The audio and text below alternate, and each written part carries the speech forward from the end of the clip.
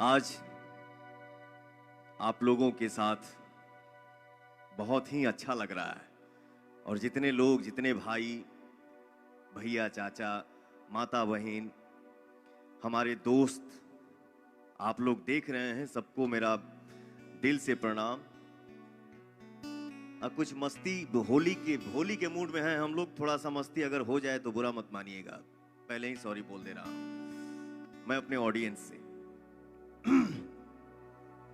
आरा के उठ लाली लगवलू, बलिया के बली नहवा के नथुनी।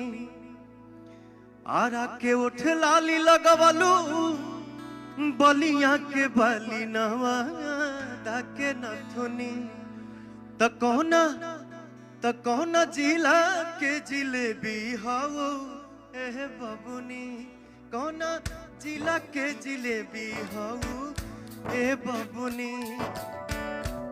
आज आप लोगों के साथ मैं पहली बार लाइव आया हूं।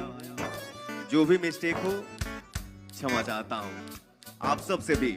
आरा के उठ लाली लगवलू, बलिया के बली नहवा के नथुनी। आरा के उठ लाली लगवलू, बलिया के बली नहवा के नथुनी। ये भोजपुरी है। तो कौना जिला के जिले,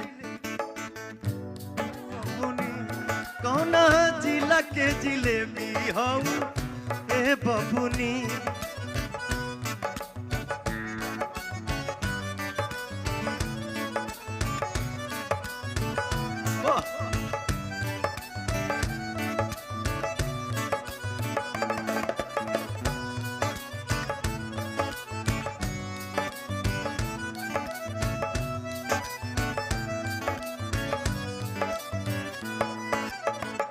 पटना के पानी जवानी पझल के, मलमलिया के हद पटा मलमल के।